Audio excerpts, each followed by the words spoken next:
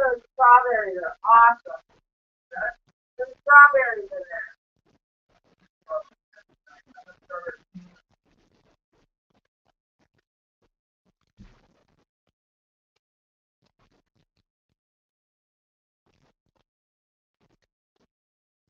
I'm ready.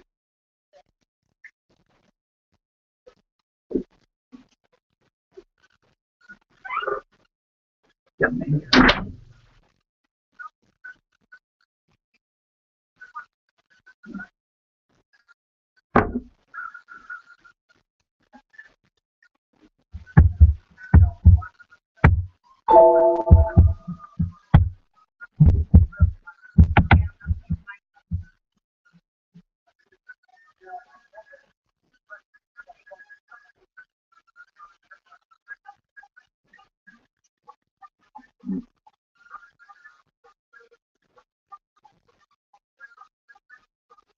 All right, good morning, everybody.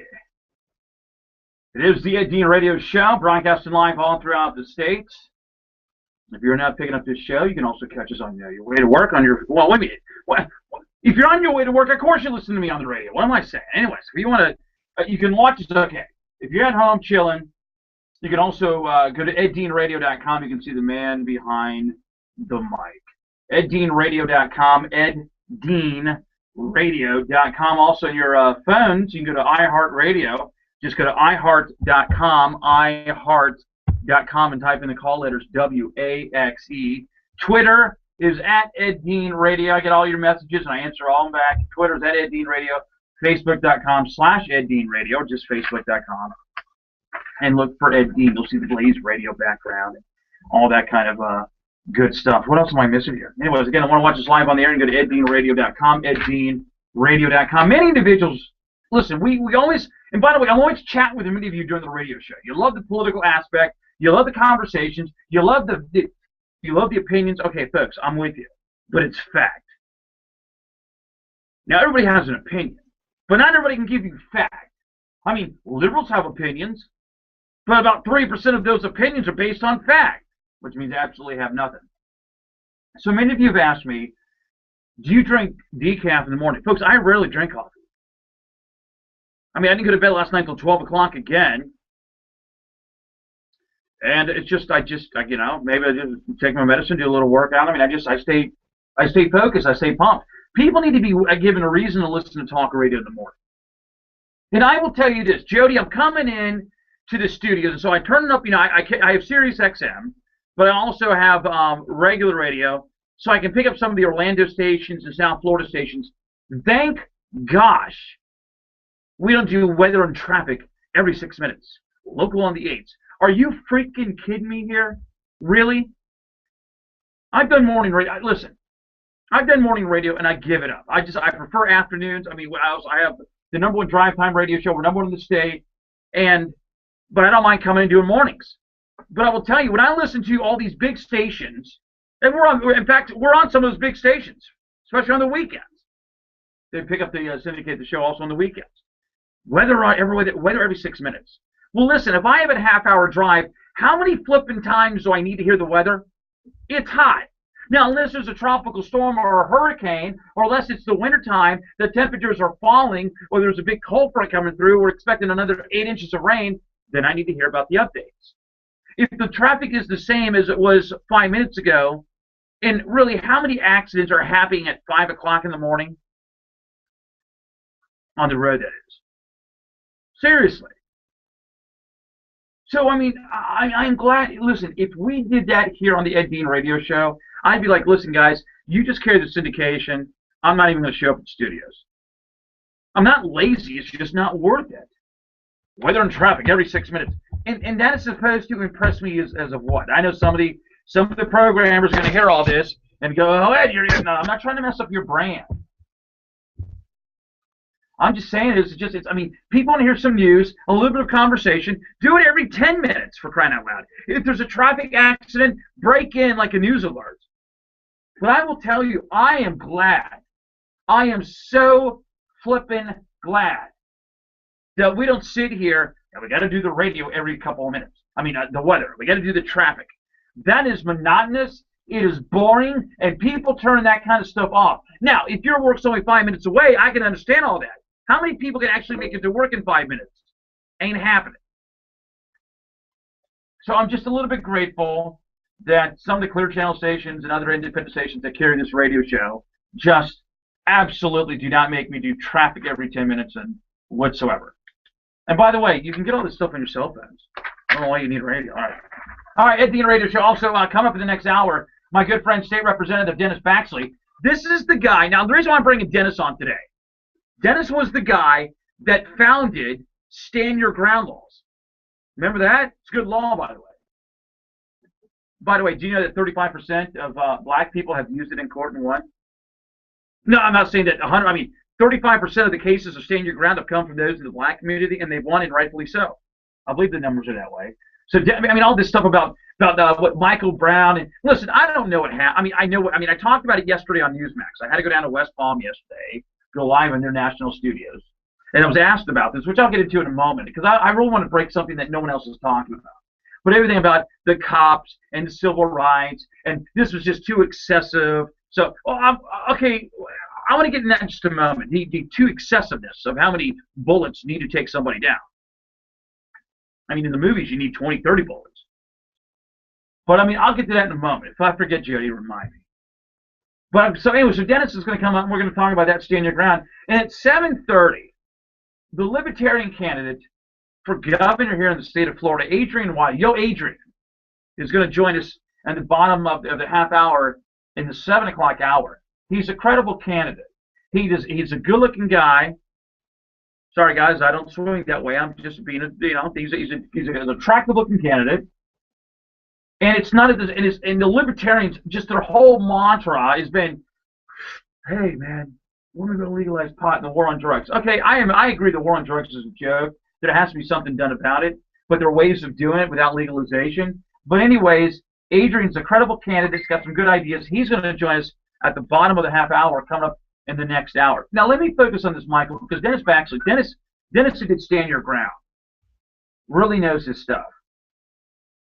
So let me just respond to something here. Yesterday on Newsmax, they wanted me to break this issue down about what's going on here. I said, the problem is what Al Sharpton and these guys said back in the Trayvon Martin, which I covered in my radio show, the rush to judgment.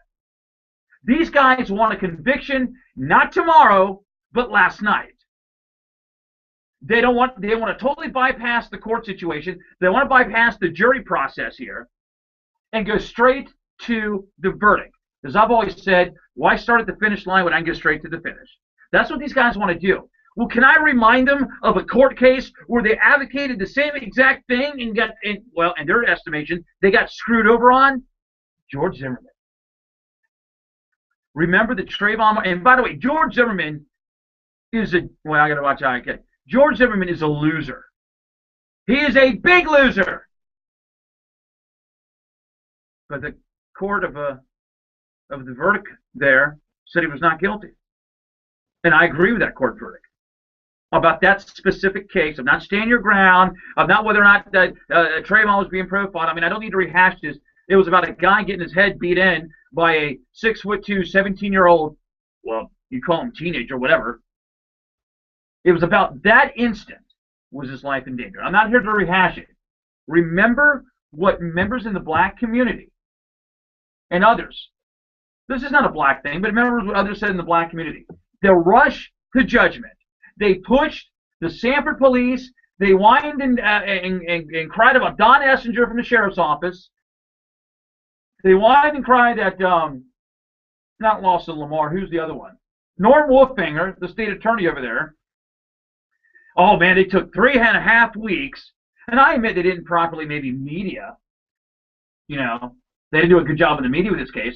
But Norm Wolfinger and then Angela Corey, who should have been disbarred. Rick Scott pushed this fast without really looking at the facts. But we did it. Why? I mean, do you really think that it was done for the right? No, it was all politically motivated, folks. Even the governor's wrong decision.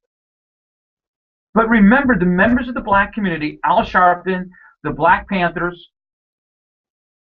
Eric Holder, Jesse Jackson, all cried for a rush to judgment. Something had to be done. And because of that, George Zimmerman was acquitted of second degree or whatever it was. It could have gone for manslaughter, second degree murder, first or whatever, when it came to Trayvon Martin. And now they're doing it again. And I sat back and I said to those in the black community, these guys came on my radio show, guys, chill. Be patient, man. You'll probably get what you want. But as soon as you push this, I mean, it's kind of like a new guy coming in for a job opportunity, and you give him a job. He joins the church, and he becomes Pope the very next day. This is what we're running into. Like, you got a new guy that comes in. He's got all these great ideas, and he wants you to, I mean, he just joined. He's a salesman, and now he wants you to make him the store manager the very next day. Chill, Winston. Just chill. It'll happen. But the rush to judgment. We've got to get it done now. When do we want justice? We want it now. How soon do we want it? We want it now. That's the chant. The problem is when you go to a rush to judgment, you bypass everything, and in the court of law, they sit back and go, well, there's a technicality on here. We didn't have the proper search warrants for this. This wasn't done properly. This, I mean, and folks, it's ridiculous. I admit all these regulations. But yet people get off on this, of a technicality. And let me go back and say to those in the black community that there was a rush to judgment. Whether you agree with the Zimmerman verdict or not, those in the black community said the same thing back then 2 years ago as they are saying now. We want to bypass the judicial system. Of course, can you imagine if it was maybe somebody else in the role reversal?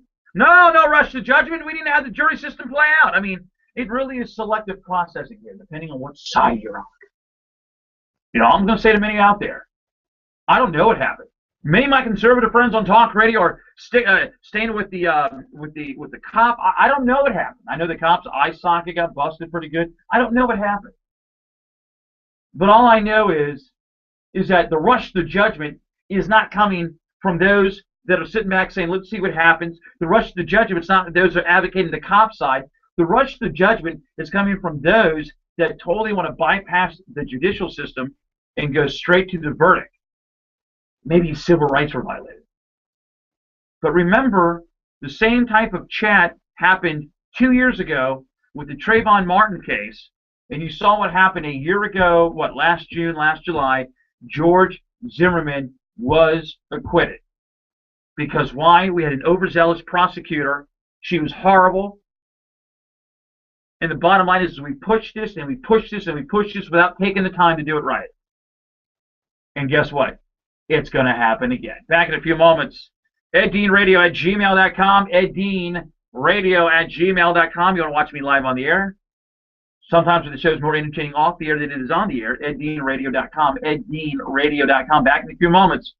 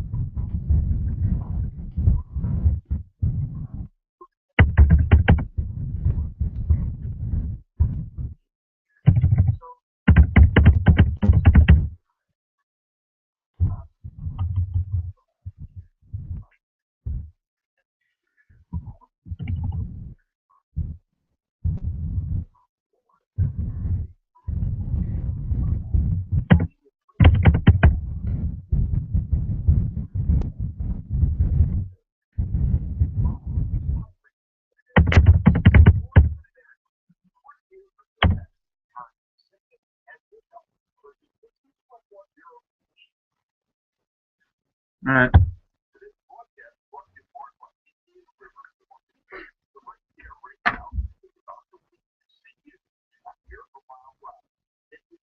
I don't know where I'm even going with this next issue.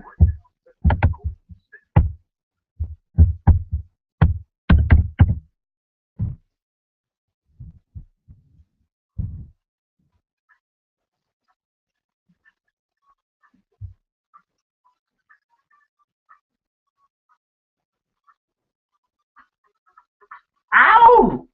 All right, 20 minutes at the top of the hour. Oh, my word. You know, I wish I could tell some Michael Jackson jokes, but none of them are clean. I'm trying to think. What is...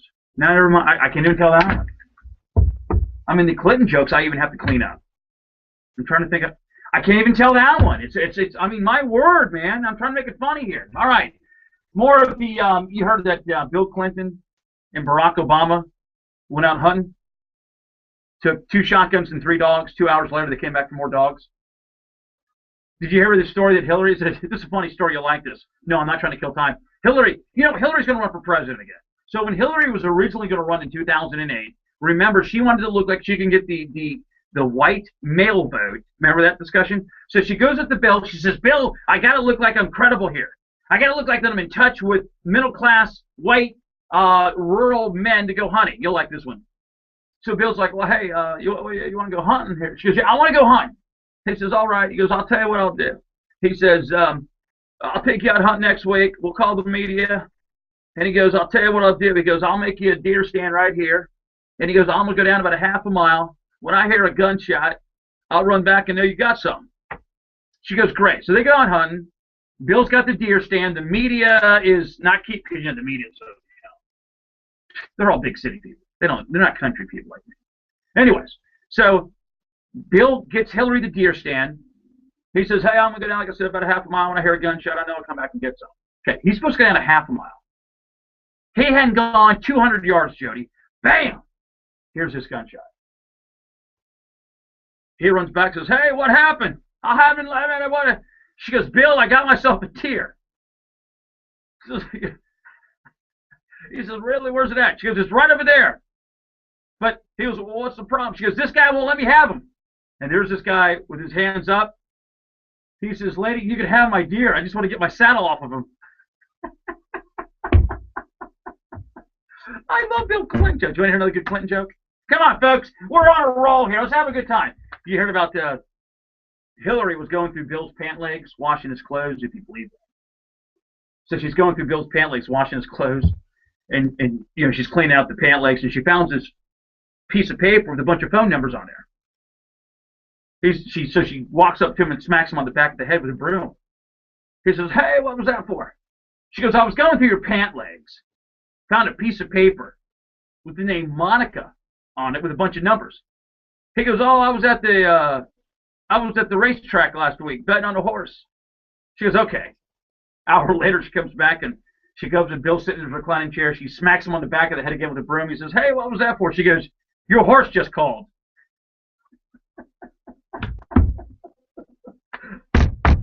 You know what? I can keep them coming, believe it or not. Anyways, my turn.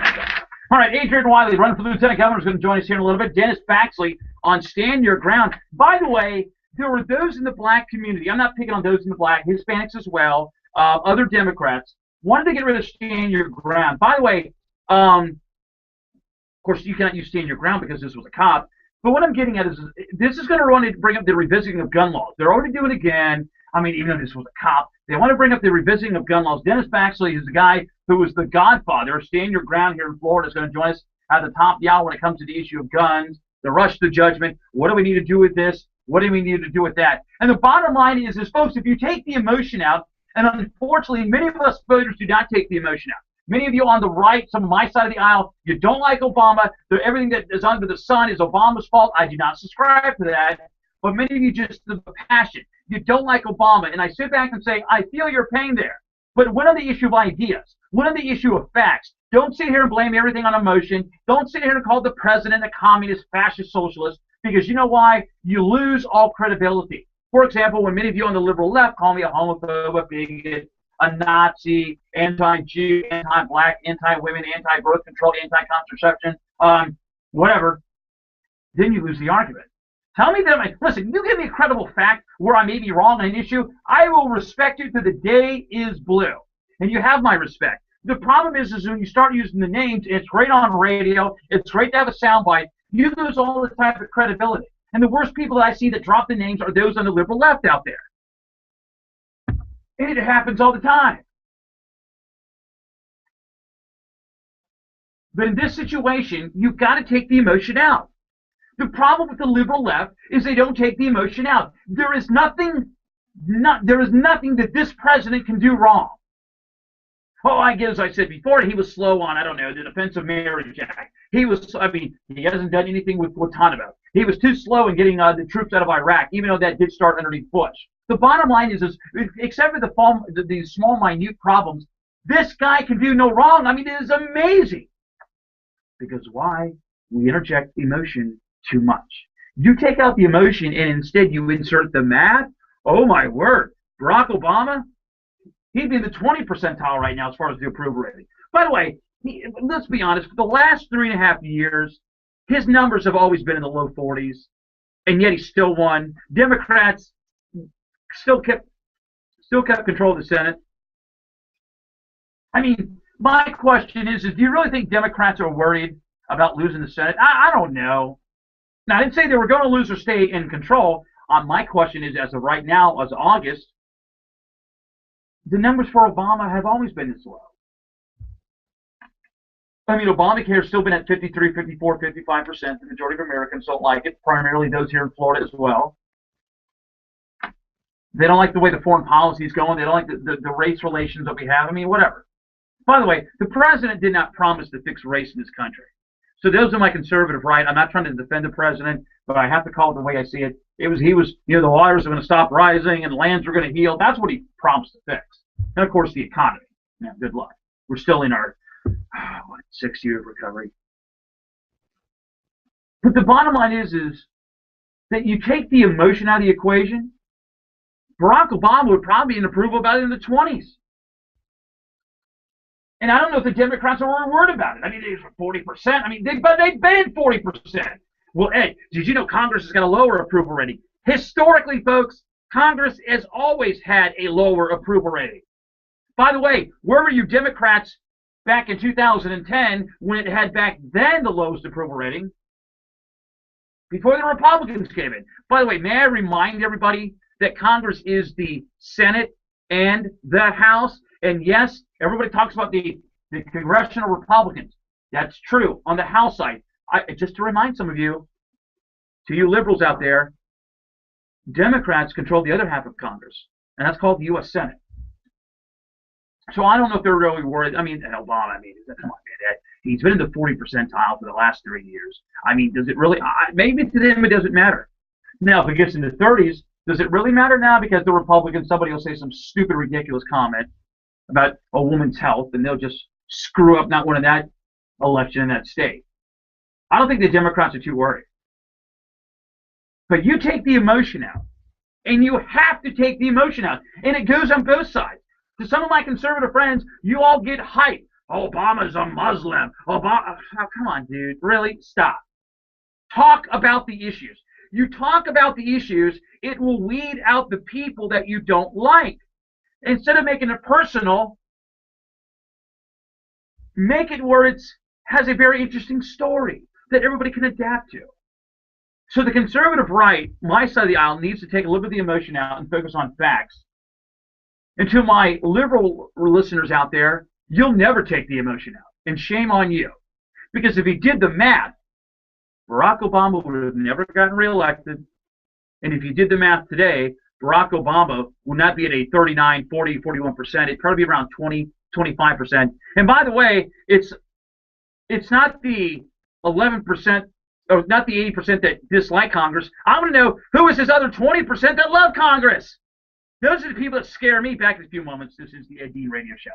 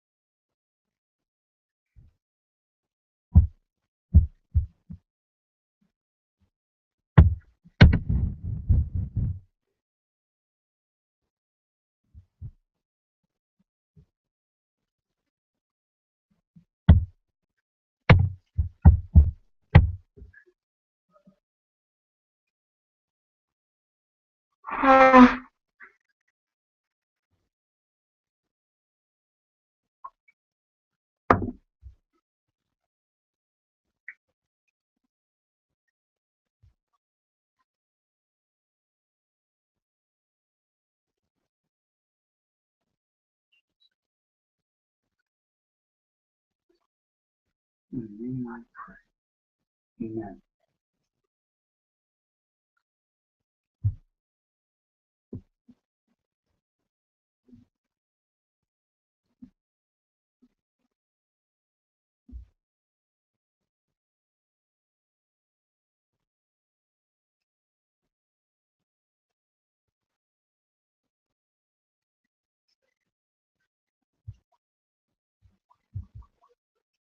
All right.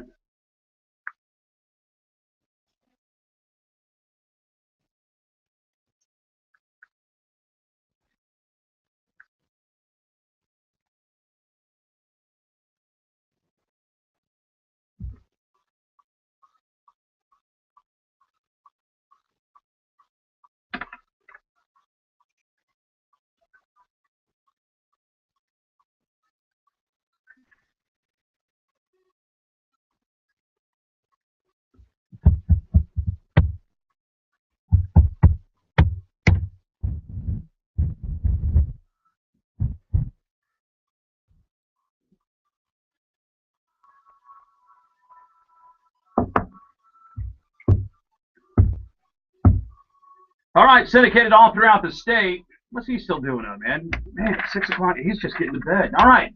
Syndicated all throughout the state. It is the Ed Dean Radio Show. You want to watch me live on the air? You can go to eddeanradio.com, eddeanradio.com. Sometimes the best part about watching me live on the air is that the show is more exciting off the air than it is on the air. You ever said that? Jody and I have conversations about this, and that. I'm like, man, why are we not putting this on the air? Anyways, Ed Dean Radio. Okay, email address, eddeanradio@gmail.com, eddeanradio@gmail.com. You can watch me live on the air at eddeanradio.com, eddeanradio.com. Just make sure my do is tight. Twitter's at eddeanradio. Twitter's at eddeanradio. Facebook.com/eddeanradio, or just look for Ed Dean. Also in your iHeartRadio app, just go to iHeart. That's H-E-A-R-T, not H-A-R-T for some of you. It's H-E, iHeart, like some of you don't have. The liberals have a lot of heart with my back pocket, yeah. iHeart.com and type in the call letters W-A-X-E.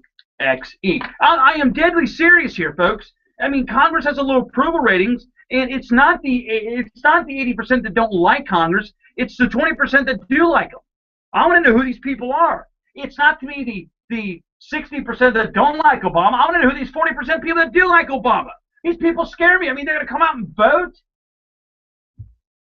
Oh my word! All right, let me yeah.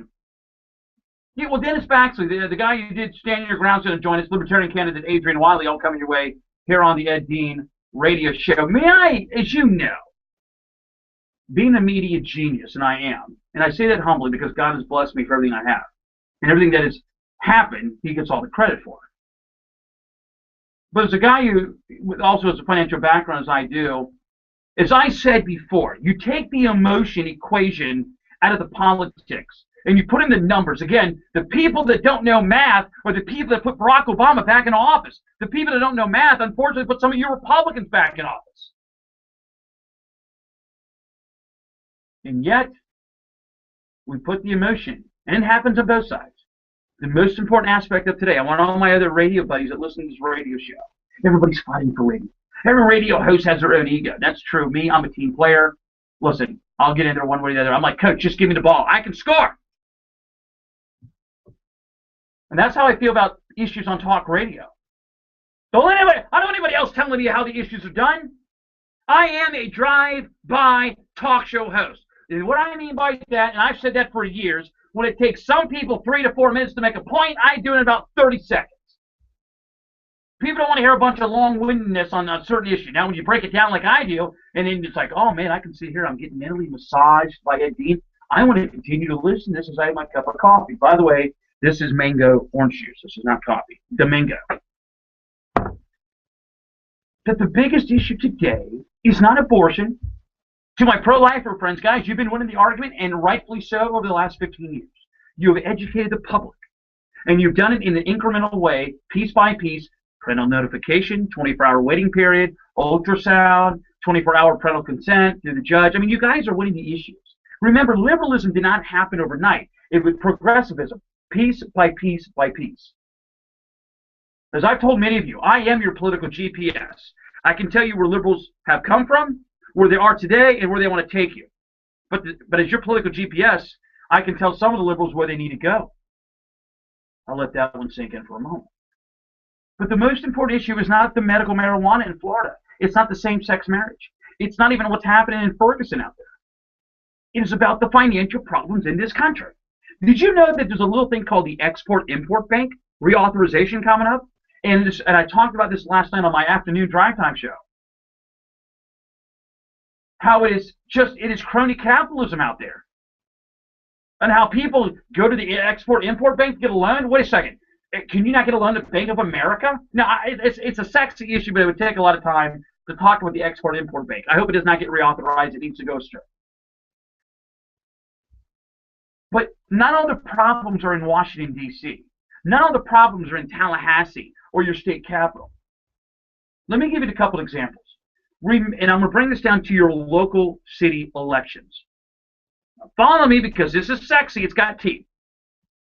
Remember 3 years ago in August, when Moody's and Standard & Poor's and all these credit agencies told the U.S. government, Republicans and Democrats, by the way, and remember, the Republicans just came in January of that year in 2011, the biggest election victory since that of the days of FDR in the 1930s. The credit rating agencies, because why? What's going on here, Ed? Well, remember, Ben Bernanke has the Xerox machine running left and right, and we're printing money and nothing to back it up, which means we're devaluing the dollar. We're artificially keeping interest rates low, artificially. That's not good. Inflation, what's going on is not good. And guess what? We were told the economy was roaring back. No, it wasn't. That's what we were told. It was coming. And we were set for 3 to 4% growth. Again, we had to revise it otherwise 3-4 times. It was only like 1.5%, 2%. And the credit rating agencies told both sides that if you did not cut $4 trillion, by the way, these aren't cuts, folks. These are cuts off of the growth and projected growth 10 years down the road. Hey, that's great. Go tell your board of directors in the private sector, hey, we're cutting growth over 10 years. I do not live off of 10. Now, in my Roth IRA, I do live off of 10 years of projected, well, there's no projected growth, but you look at the track record, and you hope the economy stays well. You hope the earnings in those companies stay well.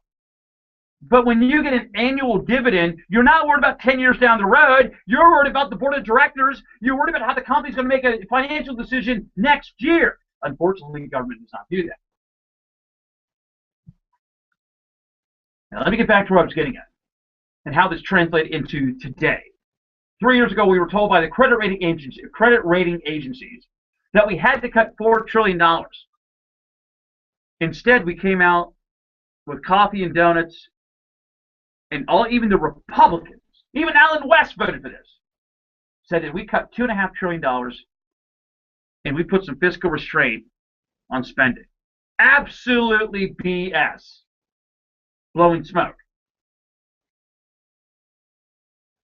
Remember, the Republicans were going to cut $100 billion when they came in. Then it went down to 60. Then it went down to 2. And then the Heritage Foundation said it's like $1 billion. So after the $2.5 trillion over 8 to 10 years was agreed upon by a lot of conservatives, some of the Tea Party guys out there, they went out there in the campaign season and said that they forced Barack Obama to go that high, or go what? Yeah. Because remember, Obama only wanted to do like what, half a trillion. Now remember, the agency said cut $4 trillion. We came out less than that with 2.5. It was 2.3, 2.5, and a month later, was it Moody's downgraded the U.S. government credit rating, and everybody hit a roof. We want to diss Moody's. They're a contract. Moody's must be run by Republicans. It must be George Bush's fault. The Koch brothers must have some sort of invested stock interest in Moody's. Moody's sits back and says, hey, you ask us to do a job. We are like your watchdog. And when you're not doing the job properly, we have to tell you in order to get your act together. And then what happened is Moody's started doing this reports for several communities throughout the country. We're picked up in Fort Pierce, Florida. Fort Pierce, Florida, I believe, had Moody's.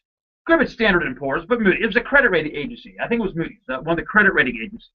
Told Fort Pierce and a bunch of other cities, by the way, throughout the country, guys, if you don't do something about your spending, your credit rating will go down. Now, the reason why that's not good is because government and all these individuals in city councils, instead of having enough tax revenue and pay as we go and putting money to the side, let's have another bond referendum. Let's bond everything out. I mean, why not? It's low interest rates. It's going to have to be this low for the next 30 years if you think that. We don't have another recession as bad as we saw the last one a few years ago. We'll be able to get our revenues back through tax revenue, through the real estate market and whatsoever. And if not, the city or the state of Florida will bail us out. That's how their motto is. That's what they believe. Moody's came out in 2011 and told the city of Fort Pierce and other cities, guys, and this is not a right-wing thing, folks. They are your credit rating agency. They're like your consultants here. They're like what the city managers and the county managers and the county administrators need to be. Moody's is not left-wing. Moody's is not right-wing. Moody's is based on the financial system of your accountability inside your local city or county government. So Moody's throughout the country, I'm just talking about for those because we're all, we're near, our studios are near Fort Pierce. Even though we're in a bunch of other markets in the state. Anyways, Fort Pierce was told in other cities, do something about your spending. And what happened? Some of the management, not the elected officials, but I think some of the elected officials, but some of the management inside the city government and county government sat back and said, we want to fire Moody's. And I sat back and I went, okay, this doesn't make sense. Again, the emotion. Because why? Nobody talks about numbers. And it was going to make the city of Fort Pierce and other cities throughout the state and the United States to look bad. Because why? We just downgraded the federal government's credit rating, and rightfully so, because why? We were told to cut 4, and so we only cut 2.5. It's like your mortgage payment. They have sat with you and heard all the nonsense. I'm going to pay, I'm going to pay, I'm going to pay. And the number comes up and says, you got to pay $2,000, and you come up with $800 and say, hey, I'm happy, I'm stoked, because I actually have been paying only about a couple $100 a month. The bank says you need to pay $2,000, and you're acting like you did them a service by paying only $800. You're more than 50% off. And then you wonder why you're not going to be able to keep your house. And all these city councils in Florida and Fort Pierce, it was like, you can Google it if you like. We're going to fire Moody's. Moody's is going to downgrade us. And I sat back on my radio show back then, and I said, then what is the point, pray tell, of hiring a outside, like an auditing group, to check in on your finances, and when they give you the truth, and there is no political motivation involved, it's not like they're supporting a candidate against you in the next election. Moody's is supposed to, and does come across as an unbiased, a non-biased group, unbiased, and so they are like your consultants. You're not happy with the news they give you. Instead of fixing the news, you want to fire them. That's like me going to my doctor on my type 2 diabetes. I don't take insulin. I mean, it's pretty much, thank the Lord, it's under control. But he sits back and says, your sugar's a little high, my weight's not high. But let's say he said, hey, your weight's high. Normal. Am I going to fire my doctor because he's telling me something I don't want to listen to? No. I'm going to keep my doctor. There's a reason why I hired him. Because the doctors are there to give you the truth. Now, many of you are saying, well, Ed, it keeps the doctor in business by giving you bad news. No, it doesn't, because I see him routinely once every few months. He's going to get paid no matter what. What's the point of hiring a financial consultant? If your outtake is $4,000 a month and your intake is only $2,000 a month, folks, we have a problem. And the financial consultant says, you've got liquid assets. In fact, you can have buying power. In fact, your bill should only be $1,800 a month or $1,500, but you're spending money on credit cards and things that you don't need right now. And you sit back and say, I'm not happy with my financial consultant. He must be a right-winger. He must be a member of George Bush. He must be related to the evil Koch brothers. I'm going to fire this guy. Then what is the point of having a financial consultant if he tells you the truth? What is the point of having a doctor if he tells you the truth? What is the point of having a credit rating agency that sits back and says to the cities, you need to control your spending. Otherwise, we're going to have to downgrade your bond service or downgrade your credit rating here. And you want to fire them because they told you the truth. When we come back from the break, let's go to the other side of this. It just gets better. but it gets worse for you, the taxpayer. The entertainment gets better, but you, for the taxpayer, it gets worse. I'm sorry to ruin your morning, but I will explain how cities are just digging deeper and deeper and deeper. This is the Ed Dean Radio Show on the Florida Radio Network. Also, eddeanradio.com. You can watch me live on the air, eddeanradio.com. The email address, eddeanradio@gmail.com, because I am a straight-up G. Back in a few moments.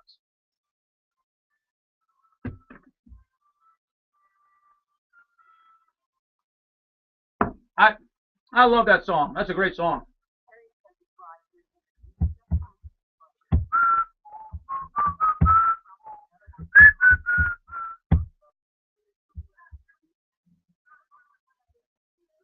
What's that?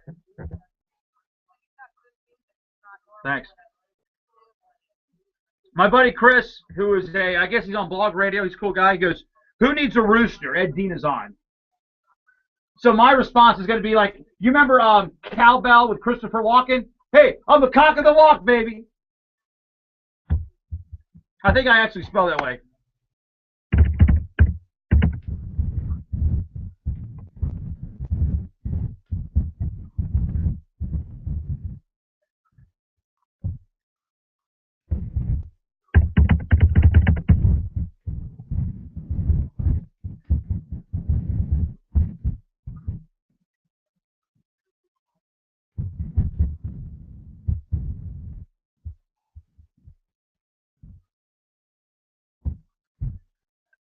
You know, this story really fascinates me. I am dead serious. Oh, hold on a second. I got to hear.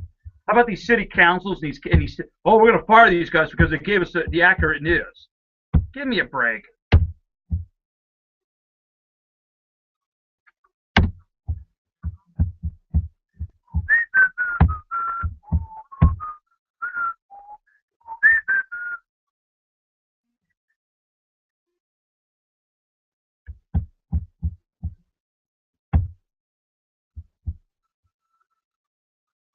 Are we back on? I like the song.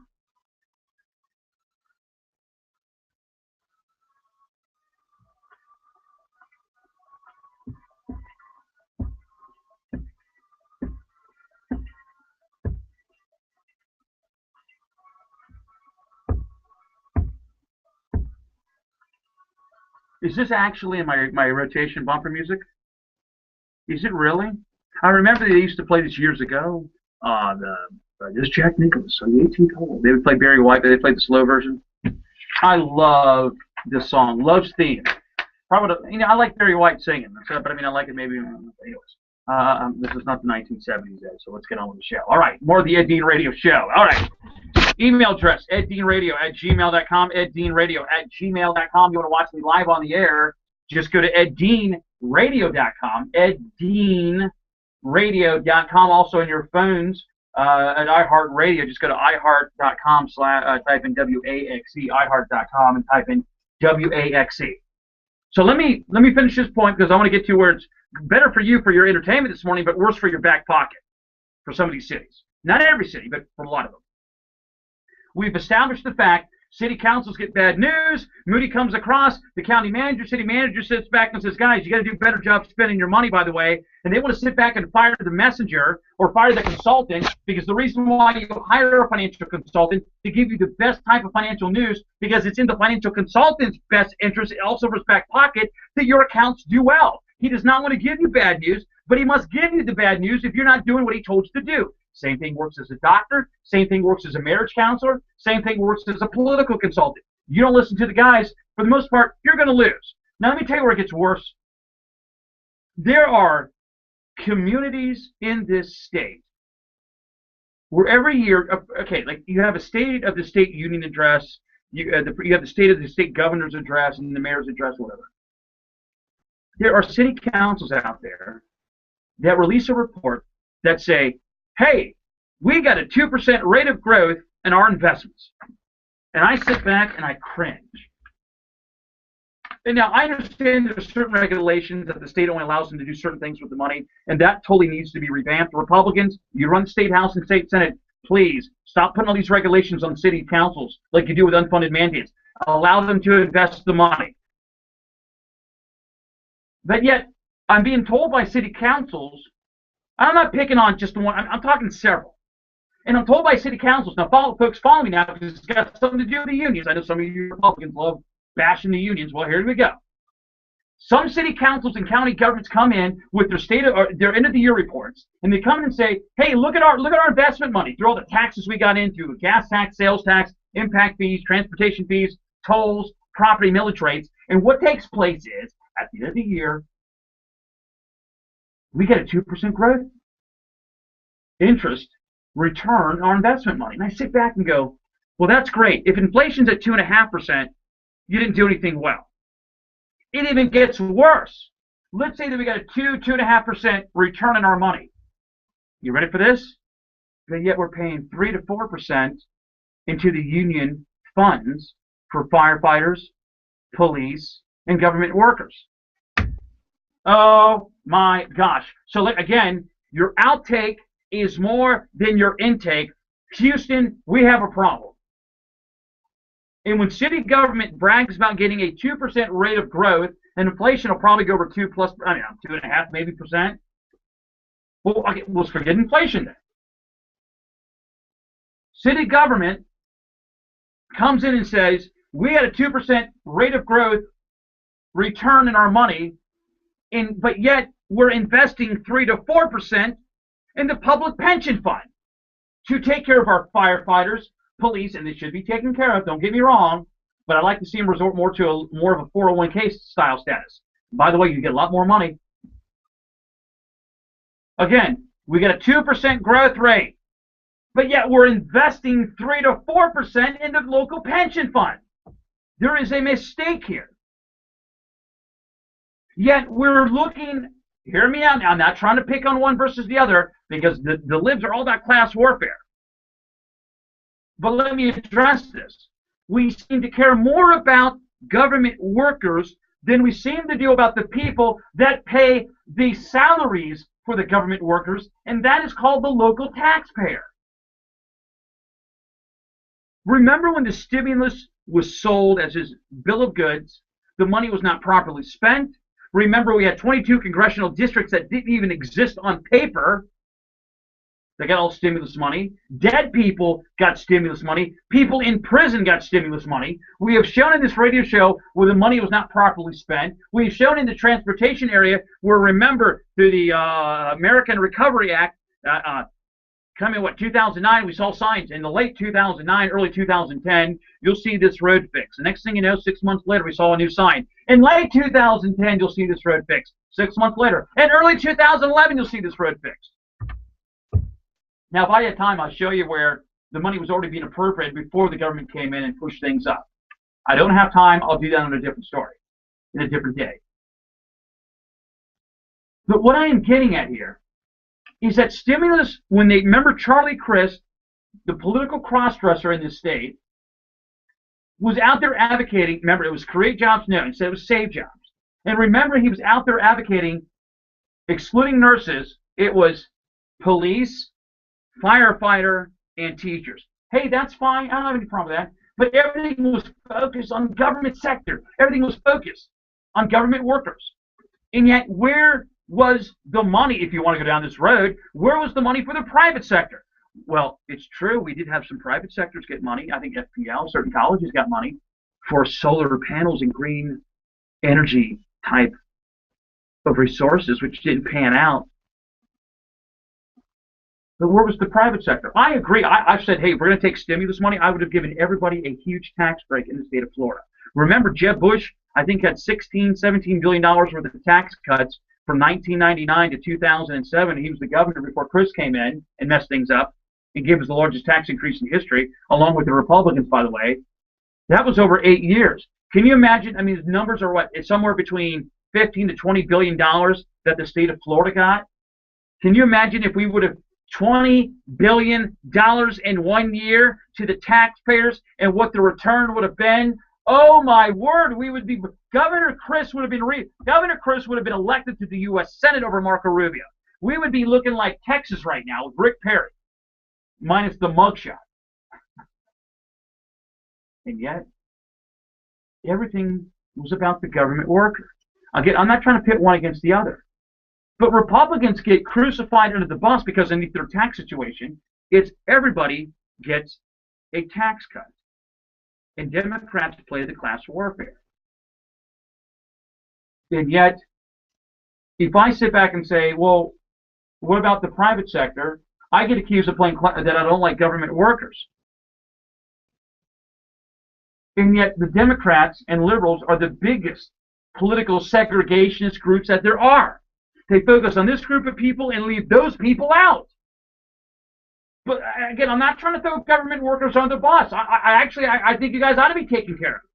Your longevity of life is much shorter than the normal individual. I'm just talking about the politician. That everything is the government worker first, the private sector not second, but a distant second. And the attitude has got to stop.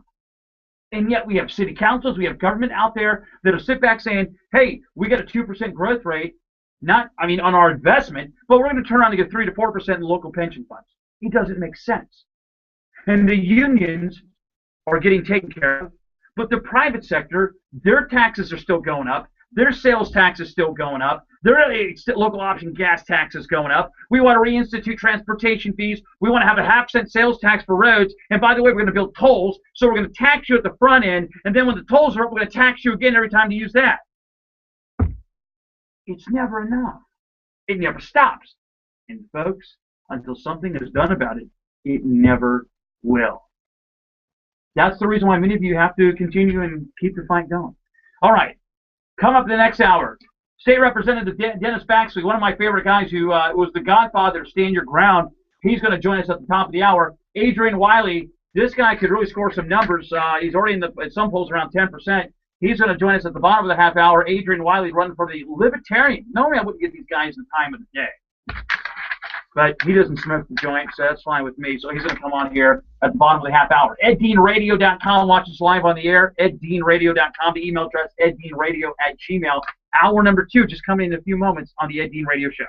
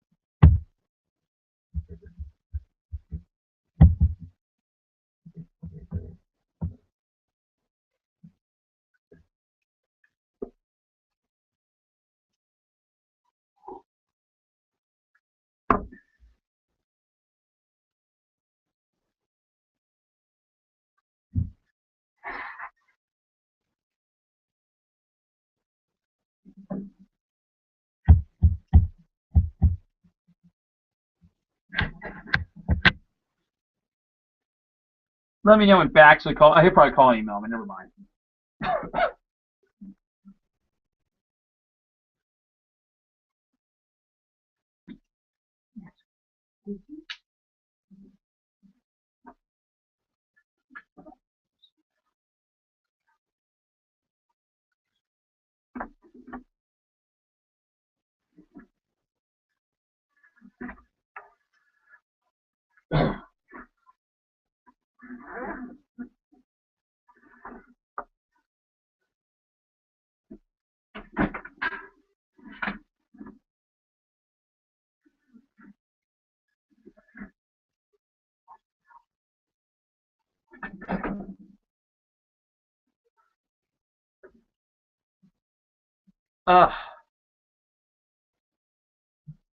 He's on. Dennis is great. Can I talk to him through here? Hey, brother. What time do you get up in the mornings? Oh. 4. Wow. Yeah, I do the morning syndicate, and then until we build the brand new studios, and then I do the afternoon drive and the evenings, and it's good. I mean, it's God's blessing. It's great, but when we build the new studios, I'll be able to manage my time a little better. How you been doing? Good. Yes, very good. I text. We talked to Lori. I'm going to have you over here at the Indian River Women's Group in October. My wife goes, I think Dennis can get them all pumped. I'm like, heck yeah. There's women. I mean, Carol G will be here, and probably Thad and Debbie and all those. And I said, Dennis will get out the vet, and she says he can talk about anything. And then what I'd like to do is see if I can just get you like a nice gathering afterwards. You know, they all got money, and we'll be glad to take it off their hands. That's right. Anyways, hey, all the information we talked about last month, I will email it to you like probably this week. Take care of all that. So what we talked about business stuff. So, anyways, but like I said, Lori's great. Thank you. Yeah, we went #1. I sent you. I think I emailed you the article. Did I not, from Sunshine State News? That was the one where they called it the new king of Florida talk radio. It was a great piece, yeah. So anyway, so it's just going bigger. But anyways, but I'd love to have you on like once a week, man, just for me. I mean, so let's talk a little bit of history. I think it's just timely because everybody's talking about Ferguson and they're always trying to equivalent this with Trayvon Martin Zimmerman. So I wanted to kind of, we'll talk a little politics, but kind of bring up Stand Your Ground, the concept when it was started, kind of give a little overall, and it's kind of timely right now, so we'll talk about that for a few moments. And I'll keep you on until, is 7:30 good? All right, brother, thank you. Hold on, sir.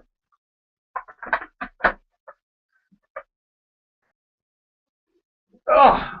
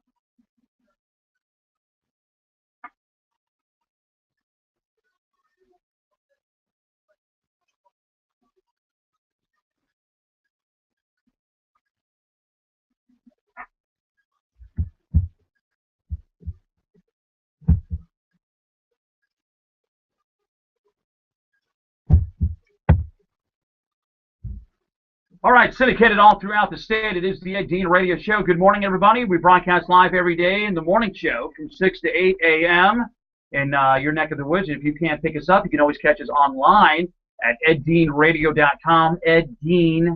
eddeanradio.com. Email address, eddeanradio@gmail.com. Twitter is at eddeanradio. Facebook.com/eddeanradio. And also on your phones, just go to iHeartRadio. Go to iHeart.com and type in the letters WAXE. One of my favorite guests. I always love having him come on. I just want to make sure I wasn't too early for him, and evidently it's not. He's up at 4 o'clock this morning. My good friend, one of the most popular representatives in the state, State Representative Dennis Baxley out of Ocala. You know what? If I could do my show anywhere, it would be like in a ranch, like out of Ocala. I would be like the J.R. Ewing of morning radio. Yeah, you know what we should. I bet you I get a lot of tax breaks.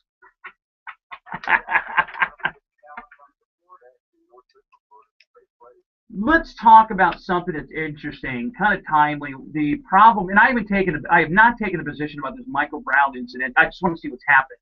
I mean, it seems like the only people that's always having a rush to judgment are those on the liberal left. And you saw what happened when it came to the George Zimmerman case. It was a rush to judgment. But this certain questions again, which has nothing to do with this case, is to stand your ground. So I'm sitting here going, you know what? Dennis can talk about anything, but I love the issue of stand your ground and how it's always used as a political lightning rod when it affects, or they want it to affect a certain outcome in an election. Is it pretty much to say, I call it, I always tell everybody you're kind of like the godfather, stand your ground.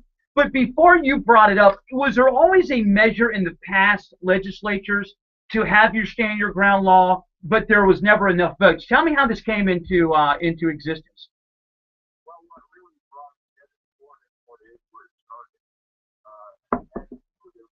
The George Black first, we had an instance where individuals accepted property, they were on the property. And he had an intruder, and he shot the intruder to protect his life himself, took him home. And it was fun. We were in charge of not putting it. And of course, I didn't think that was right. I never brought it to me. And over it, we talked about, we here in Florida, there's nothing in the Authority Act. And make sure we brought doing the right thing, which is to stop the violent act. We all want to do what we want. And so, it was a very bipartisan. It really wasn't controversial. It's only controversial, but the real numbers tell us that it's our law back here, not violent act.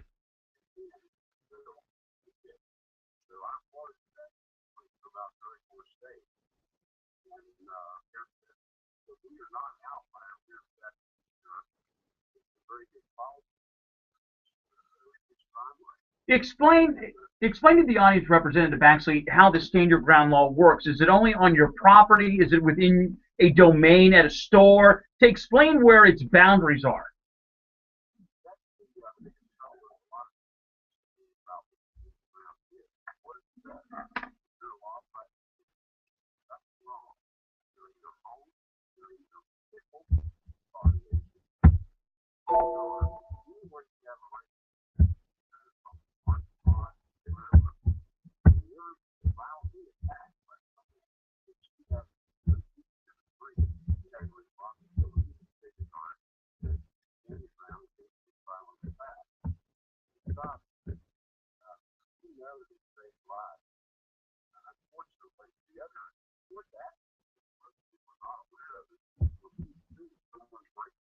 That's right.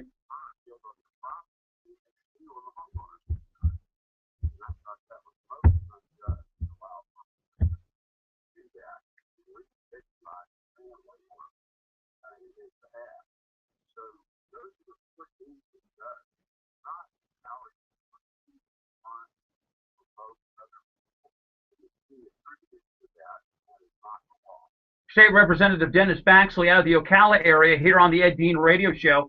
You know, you kind of said it right there about the lawyers, because I was going to ask you, who were the biggest opponents to this bill? Was it just primarily the lawyers, or were there other groups opposed to this bill besides the anti-gun advocates? Well, the only opposition really coming from the corner of the Gilbert, who was the federal prosecutor. And yes, prosecutors, I would like to start prosecutors less discretion. They had full discretion to decide who to start or not. There was no protection in the law by that I was doing what I was supposed to. And it wasn't canonized that we did have that common law that you had the right to protect yourself at home. So it was all just discretion. They were the only ones who had opposition to this much from the legal community.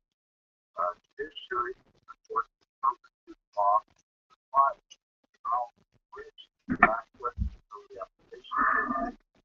When you said a few moments ago that this law was needed primarily after the 2004 hurricanes, where a guy didn't know for months whether or not he was going to be charged. I mean, what this law, I think, does indirectly, it moves the process up much quicker, kind of like a speedy trial, because bottom line is lawyers love to have these things hang around. They make a lot more money, not trying to blame lawyers here. I'm just saying this type of law speeds up the process of whether or not this guy or she is guilty or not guilty. So I think it doesn't clog up the court system. Well, determination of a risk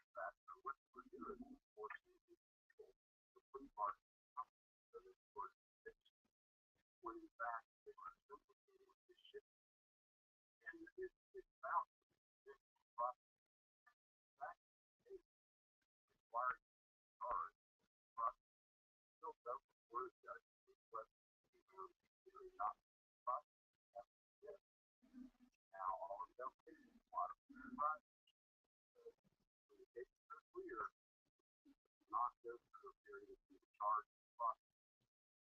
That's what it's before. We're going to prison between short term so much of charge. Take the risk. Free life. They can go away for 20 years in prison for simply because of themselves alone. State Representative Dennis Baxley here on the Ed Dean Radio Show, talking for a few minutes about the Stand Your Ground law, a pro-gun law here. It seems to me there was not a major concern, but was there a little concern, maybe even from members of your own party, because of the PC crowd in the Trayvon Martin Zimmerman area, where it seemed for a little bit, and it didn't seem to go down this road, but there was always some chatter about we need to relook, which is fine with me. I have no problem with looking at laws, a few years down the road. But was there some type of an attitude where they were going to modify the Stand Your Ground laws? And if that was the case, whatever happened with that? Well, someone will always be trying to diminish the effect of the law under the false practice. In fact, the perennial is the real try, particularly after the Trayvon Martin case, which was not a case. Was not tried that they actually self-defense. So that is not application of the ground. And it was simply a pivot politically by individuals all the way from Washington out that they were going to something in response to Trayvon Martin. And they could not put together a hate crime that purely so they pivoted to sort of attack. I've never understood as a news reporter, and you know me. I've worked for legit news publications, and I wasn't trying to take a left wing or right wing position. I mean, people know that you and myself are conservatives, but I mean, we call it down the middle. But when I used to cover local, like for example, certain counties wanted to pass their own hate law, or the state Democrats had wanted to bring this up, I was like, well, wait a second. If a guy committed a murder, whether it's black on black, white on black, black on white, whether the guy's gay, Jewish, I mean, whatever, how did this all become a hate crime? To me, murder was murder. Yeah, I refer to the guy sort of back to why it's something from their hatred or some other reason. That feeling is not emotion, is not a crime. An action of behavior is a crime. And that is gone off the track. So I think it's the application that we find in the hard today. The death of your child, the death of your spouse, any election will be the death of some action, some ethnicity or some different lifestyle that that person. I don't think that action never ever understood that it's not a legitimate form. The way to underline something care about the possible is underline what we have to face will actually the person that looks at their characteristics. No. But you're right, your spouse, right. Just as important as some other individuals. State Representative Dennis Baxley here on the Ed Dean Radio Morning Show, heard all throughout the state. When it comes to Stand Your Ground, as we all know, no law is perfect, but when it comes to pro-gun measures in the state of Florida, is there room, is there talk, what do you see about expanding gun rights? Is there much more room to expand gun rights here in Florida? Where else is next to go with this?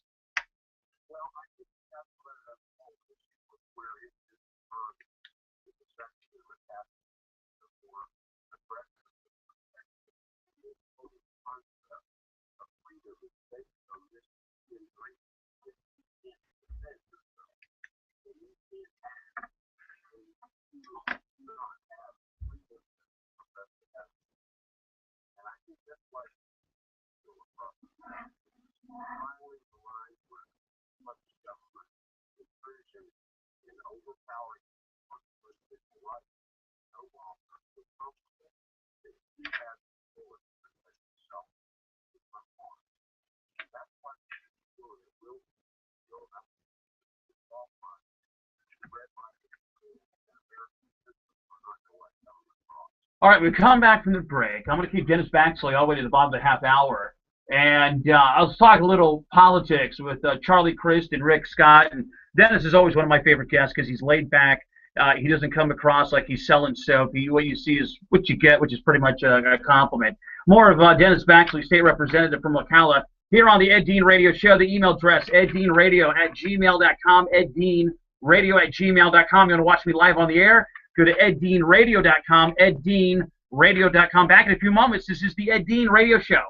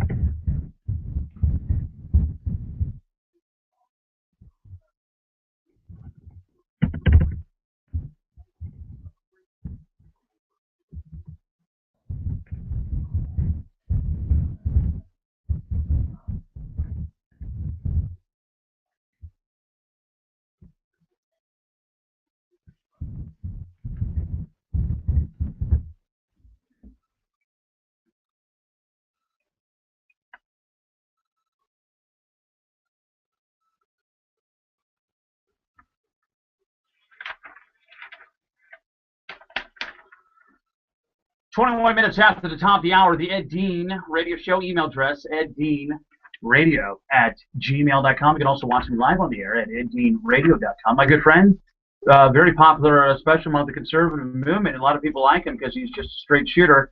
Dennis Baxley, state representative out of the Ocala area. You were one of these Republicans that didn't support the Charlie Crist tax increases, and with all due respect, like a bunch of other Republicans have. Now, of course, they don't like Charlie because he's a turncoat. Having said all of this, you know, everybody, it's amazing that Charlie Crist is the best they got, and I think there's a chance he could still pull it off. I mean, he's only been a Democrat for, I don't know, 20 months. I mean, poor Nan Rich. But anyways, when you look at this race, they don't believe that Rick Scott is such the biggest loser that they believe Charlie should be up by 10 points. But I will tell you, Dennis, I think technically, when you look at the Rick Scott record, and there's some good, I mean, he's flip-flop on some things, but the way the economy's turned around, I must tell you, I think Rick Scott should be up by 10 points.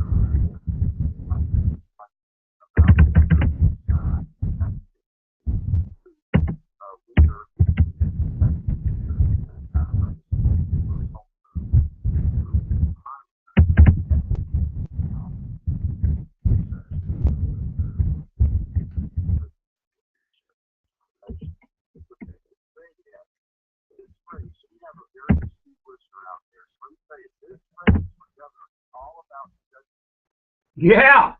Governor appoints judges that originate four Supreme Court justices that can turn over during the next 4 years, probably will, and recommended for retirement. And also, probably 50 judges across the state. That's right. No matter what kind of new legislation we have, if we have judges not a strict instruction, they're there to write the law, tell us what's right, and legislate from the bench, then we can't keep any of this sort of public policy on track. And so that's all about this. You know the kind of judges the governor will appoint. And the time that Charlie Crist will appoint will put any of their freedom at risk. You know, Representative Baxley, you are exactly correct, and I can't believe. I mean, when I have discussions with you, I'll think about it like, because you brought this up before. Like, okay, I'll think about it for 2 days, might use it on a radio bit, and then for the rest of the month and a half, I'll forget. Hey, this is really something else. I mean, because when you look at what's going on with the same-sex marriage and other things, what's sad about this is that people, whether you agree with it or not, people in 2006 or 2008 voted this law into the state constitution. I wish it was a regular state law. I'm sick and tired of keep amending my constitution. But all I'm saying is that if you don't like it and you believe the pendulum is turning your way, then vote it back out. That's all I've said. Absolutely. We should not have legislative policy initiated in court. And that's where, of course, the liberals go, because they don't have to go to the legislature, because the people spoken, and they want more freedom by the government. And they want this where they can provide part of their family, prepare for the next generation. So I just hope that people will wake up and have internal criticism about whatever aspect of things that they don't like. Look at this core issue. These rulings made by judges for the last hundreds of years, and we will live under them. That's why it's so important to make sure you have a governor who will appoint strict instructions. They're there to apply the law, interpret the law, but they're not here to create law. That is the hazardous issue we need to be in. This election goes the wrong way. Representative Baxley, it's funny watching Charlie Crist, who is throwing our girl, Pam Bondi, under the bus because she's defending a state law. She says, whether it goes one or the other, I'm here as the Attorney General to defend the law by the people. Now, of course, that's Charlie Crist's motto, for the people. Remember when he was being interviewed by the Palm Beach Post, we played these quotes many times on the radio show. They said, well, wait a second. When he was running for, remember, U.S. Senate 4 years ago, you defended the same-sex marriage ban. He goes, well, I was the Attorney General. I was the governor. I had to defend it at the time. So he's slamming Pam Bondi for doing the same thing that he said it was justified in doing. Are we looking at a new law down the road? I hate even asking this, but are we looking at a new law down the road to kind of basically guaranteeing the rights of people where the the Supreme Court cannot overturn a voter approval law? Are we heading down the road that way where we have to create a bill, maybe add another amendment to the Constitution that sits back and says, if this is voted on by the public, the state Supreme Court does not have the right to overturn it? Are we going down that road right now? I don't know if that would be a solution or not. We always have to go on where the judges make rulings where they're making up the law and what they think it should be, instead of simply applying it or in a way that applies the law passed to the rest of the government or direct vote. This is ridiculous.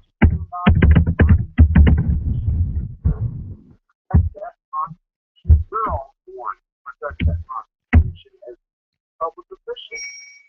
So, I just think it's another example of service being on the inside of any issue when they're driven by persistent drive. No one's trust. I'm willing to say anything that's reading popular polls. Many analysts have come on this show, people you would know that cover state politics, that have said, usually it's about the issues. It doesn't seem like the governor, people don't buy, I buy into some of it, yeah, about the economy turning around. I don't buy into Charlie Crist. It seems like it's not about the issues right now. It's going to be, and I know this is always about races, but it seems like it's going to be like, can you get your base out there? I mean, usually an issue gets people elected.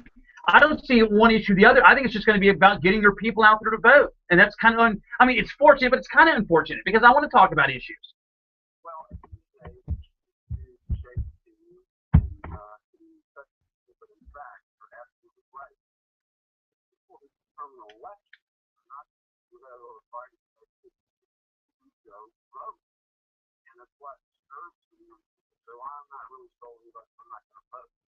Well, you're giving away to those people who will vote. And they will do a turnout effort if they're told. Right. So those who believe in strong conservative American values, they better get out and vote. And not, we got hurt in the last presidential election. Community people were didn't at home. All right. That's right. So this is about voting. Don't vote. You really have held up some responsibility in this country. Many people have fought more than a right. All right. No one can listen to that whole State Representative Dennis Baxley, a friend of mine. Thank you for coming on this morning. thank you for the listeners waking up I appreciate it. Oh, yeah. I love you, brother. Thanks so much for coming on. And they do wake up because we entertain them. Coming up next, the Libertarian candidate running for governor, Adrian Wiley, on the Ed Dean Radio Show.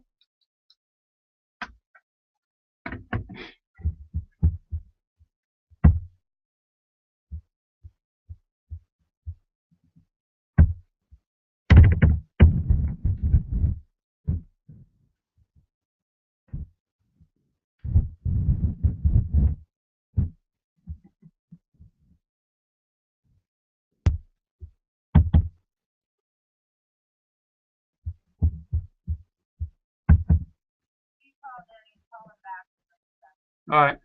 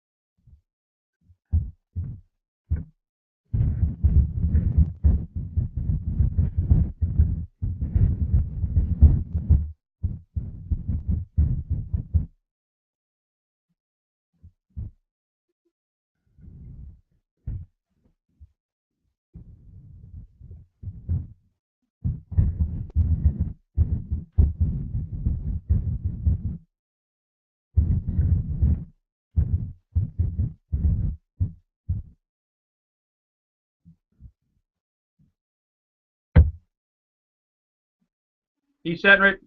Is he ready to go? Thanks.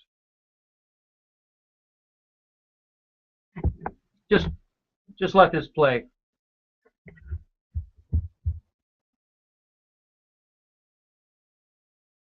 May take a minute.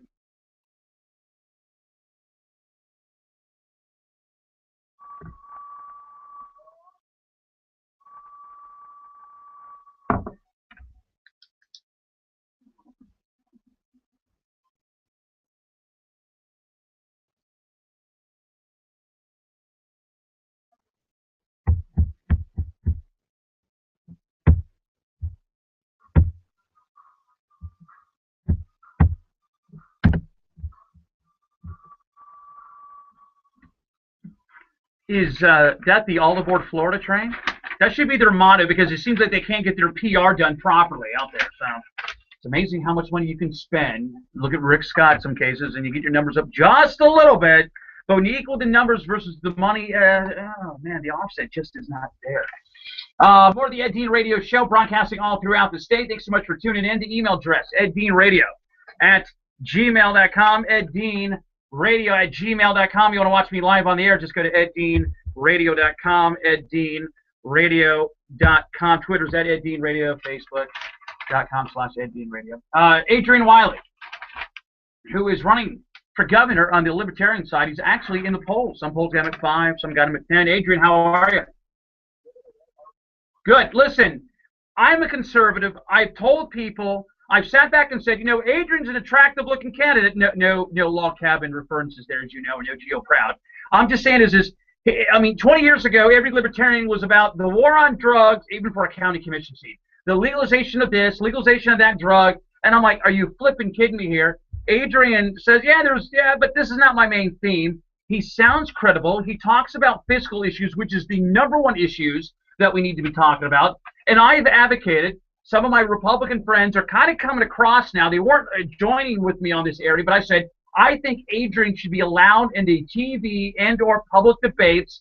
And now the Republicans don't have a problem with this because according to the latest poll numbers, you're taking more votes away from Charlie Crist than Rick Scott. Now, having said this, have you been asked or will you be allowed or are you going to protest that you get into some of these television debates or some of these big forums?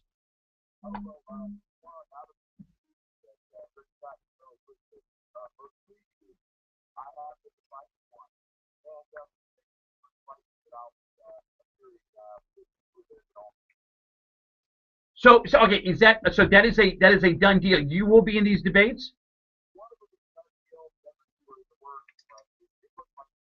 Okay, what is the works here? You know, I've been a news reporter for years. Do you have? I mean, dude, you're at 10. I mean, you're at 10% in some polls, 5% in others. I mean, is this the old like you got to be 15% in the polls? Is that what they're looking at, or what restrictions are they implementing on you now that says, Adrian, as of right now, we don't know if we can put you in these debates? What are they saying?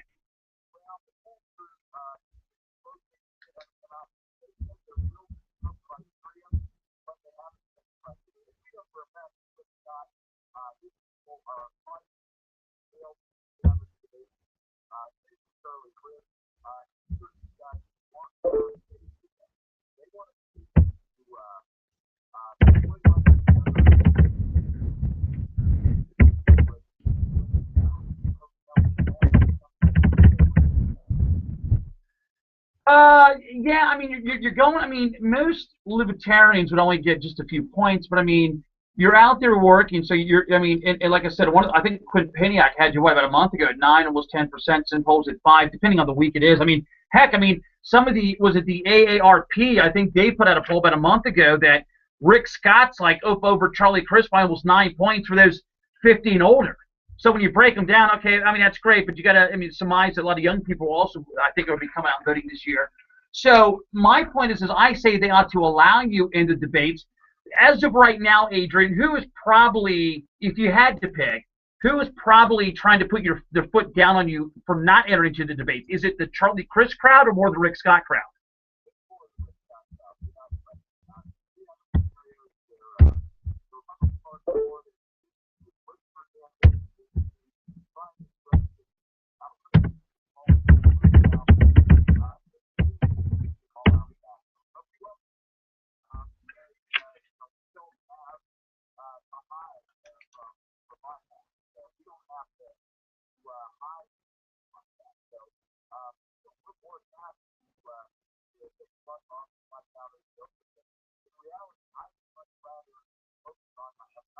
Right. The website, is it WileyForGovernor.com? Okay.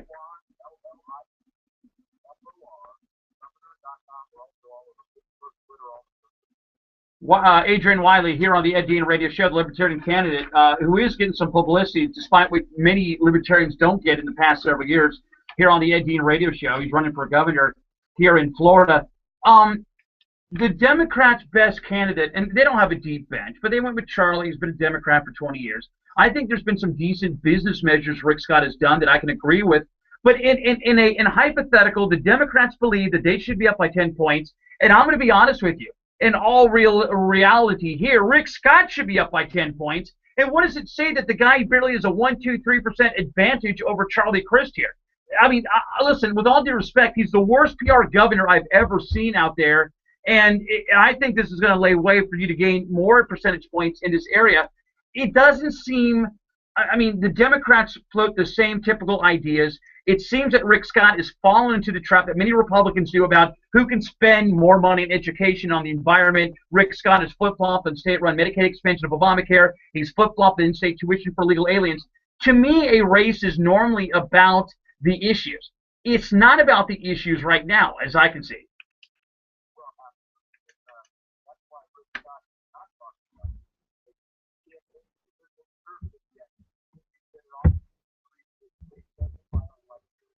Right.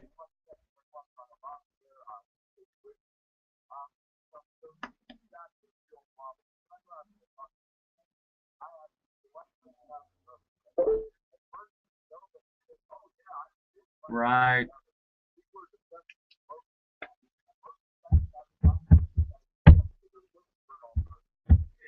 Adrian Wiley, running for the Libertarian. Adrian's been on with us before. So is Charlie. So is Rick Scott. So we have all these guys. Come on. Adrian Wiley, WileyForGovernor.com, is the Libertarian candidate running here in Florida. Adrian, if you had to pick, and you see these polls, you know, they could be 8, 9, 10 questions. I would agree with Rick Scott that it has to be about economics. Charlie Crist wants to focus more on spending here, spending there, increase the minimum wage to. I mean, if Obama wants to do it at $10, he wants to do it at 10.10. What is your 3 issues that you believe is the most important issues in the state for voters to look at in November?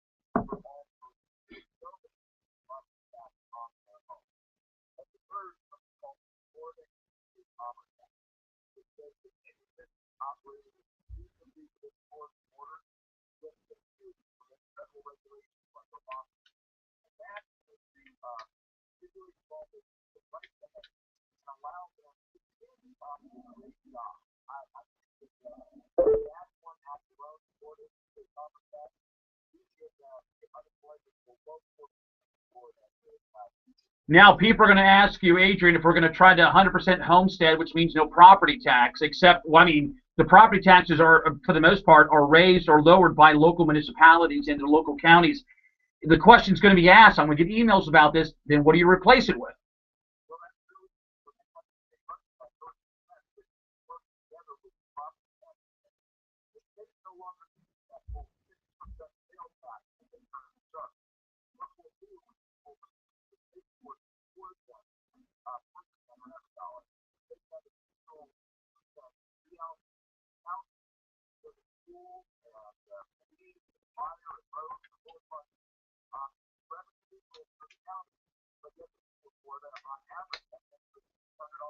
Yeah, you know, I've never understood that term revenue neutral. I mean, I know what you mean, but it's either there's more or there's less. I've never seen where it's really balanced out. But I understand where you're coming from. I'm a big fair tax proponent. I think that the problems with those on the fair taxes, they don't properly explain their position. But if you ever notice, and I know some people are going to sit here and go, Wiley, who is just the voodoo economics? And I have pointed out on this radio show that if you look at the unions, if you look at all the people that want to propose a sales tax for funding of education or for roads, it's not raising the gas tax. It's not raising the property tax. if you want to obtain more money, if you really want to get down this road, Adrian, you would obtain more money by a sales tax. And I would support that in an area if we could offset it by cutting into property taxes or eliminating. I think a property tax is an unglorified version in this state of an income tax.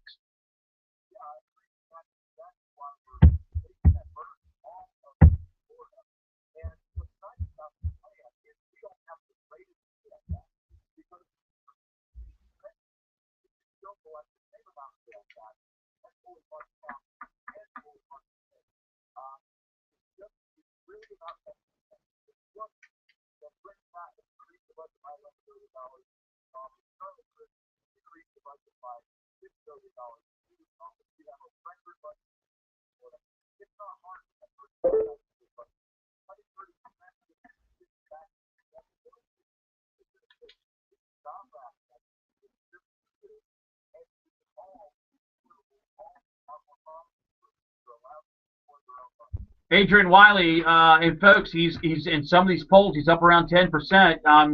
Some people could call him a spoiler. We'll see what happens. He's running for governor here on the Libertarian side in Florida. The website is wileyforgovernor.com. I always ask this question. So let me throw a curveball, but not a bad one. One question, when you go out and talk to, whether it's Tea Party, other 9-12 groups, other Republicans, whoever, that will have you speak at their meetings or when you have fundraisers, what is the question that you've been asked that normally is not talked about in some of these issues that you sit back and go, you know, I've been hearing this from other people, but it's not, I mean, you don't hear it from the media. The other two sides are not talking about it. What is an issue, like, for example, water's a big issue in the state, but nobody talks about it. What is an issue that's been asked of you that you're hearing more about from people personally asking you about certain issues that we're not hearing in the media?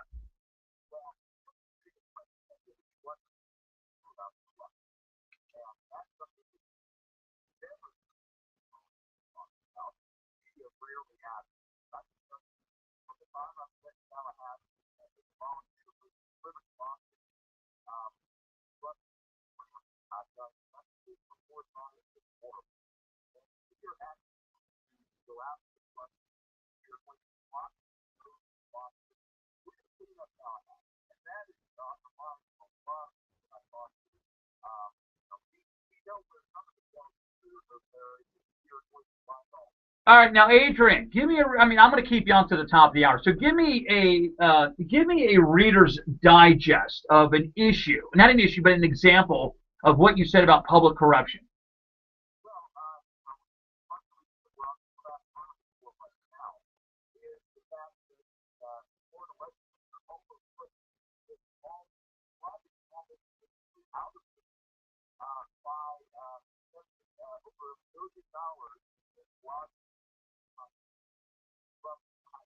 Right, right.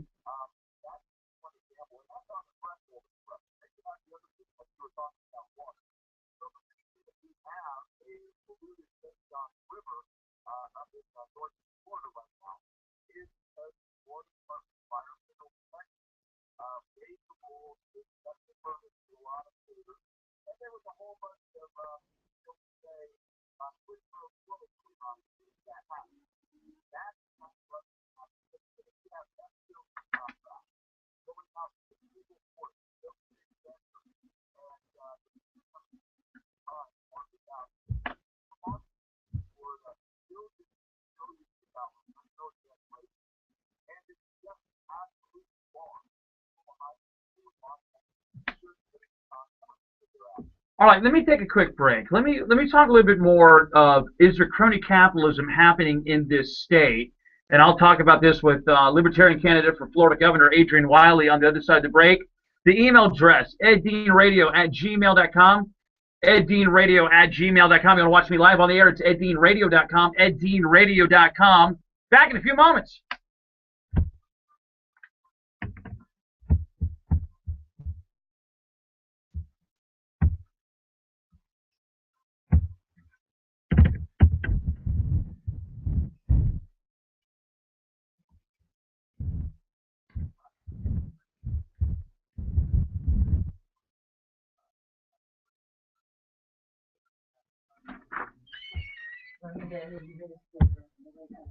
Yeah.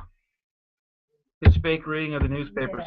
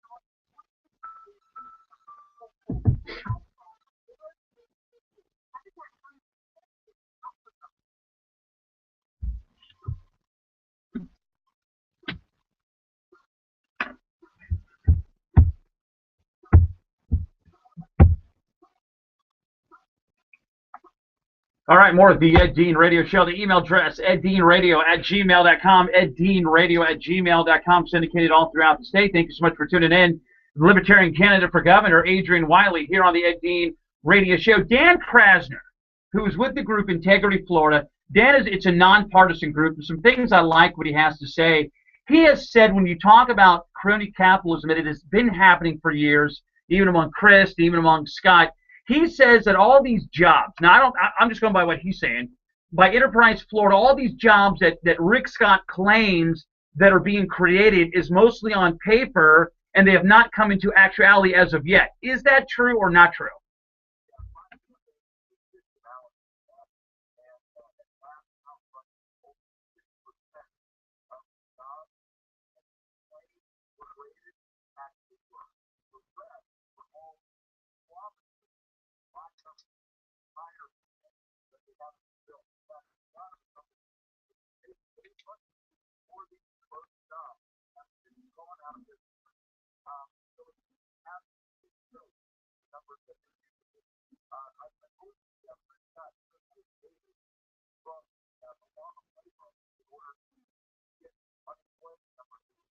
Right?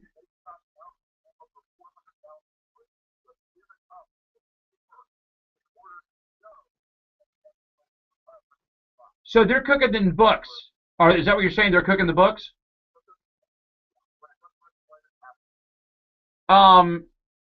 If that's the case, somebody should be prosecuted.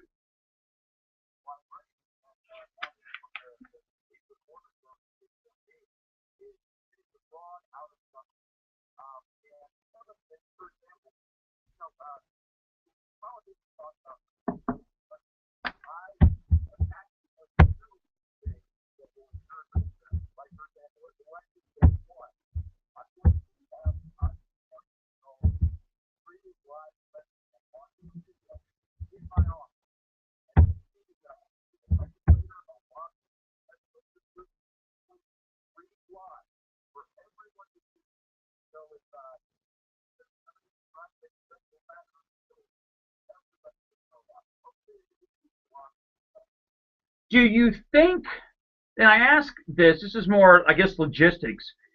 If you had to put a thought process on this, because you have to take. I mean, there's a lot of independents in this state. I mean, a lot of left, primarily, not so much from the Republicans. I mean, they're there, but 2010 to 2012, 120,000 Democrats left the Democratic Party and went to become an NPA. The Republicans absolutely dropped the ball on that. Lenny Curry was one of the worst Republican Party chairs we ever seen, and those people never got an invitation to join the Republicans. What I'm saying, there's a lot of nonpartisan independents out there that you would think you would be able to attract the support, but yet they have not been showing up at the polls. If you had to do numbers right now, I know it's still August, it's 3 months away, is what numbers do you look that you have to attract more off of the Democrats and or the Republicans in order to be viable to win this election? Is it 15%? I mean, are you looking more to attract more Republicans? Are you looking to counter more Democrats? Or because heaven knows the independents are just not pumped out through the vote?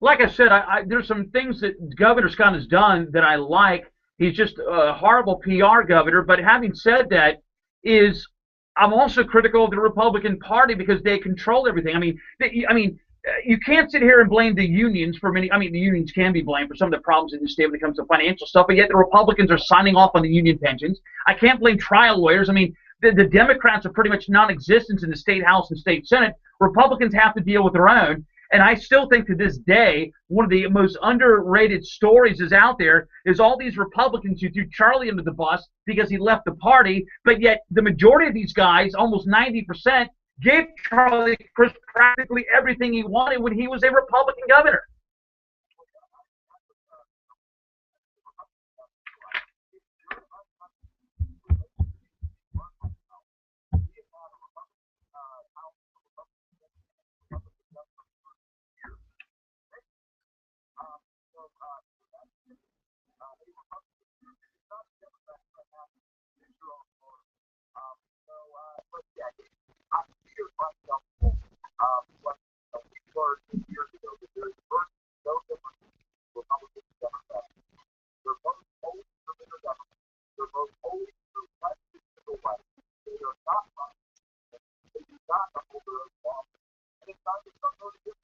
Yeah, I thought it was really disappointing. I mean, I'm very close with the Attorney General. She's a dear friend of mine, and she's practically the most popular politician in the state, rightfully so. But I think that the bottom was dropped out from underneath her feet when Rick Scott. I mean, you understand the state of Florida spent thousands upon thousands of dollars to fight the Medicaid expansion. I didn't think it was going to go through, but it was won in the Supreme Court 2 years ago. And then Rick Scott come out and flip-flopped his position. I thought it was an embarrassment. And it was really sad to see that, on the Medicaid expansion.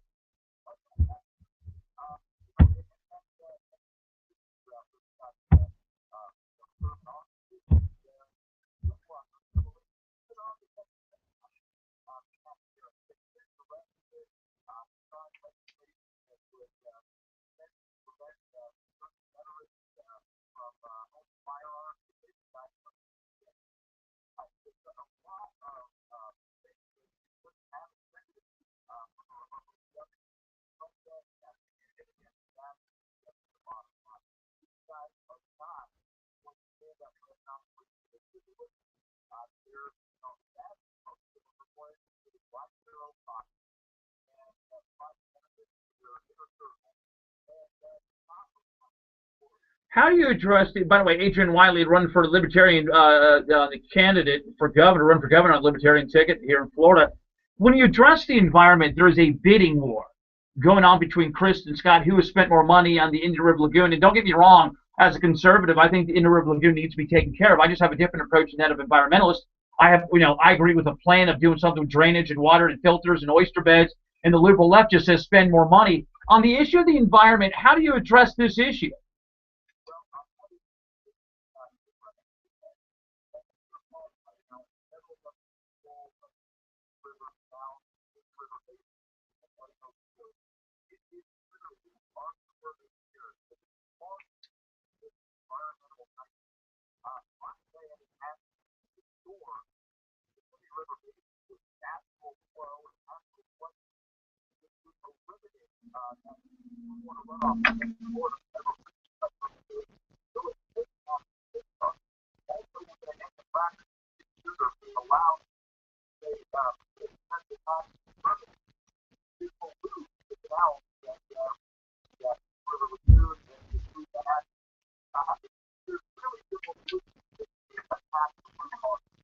So you're just going to tax them? I mean, you do have a plan, right? Okay.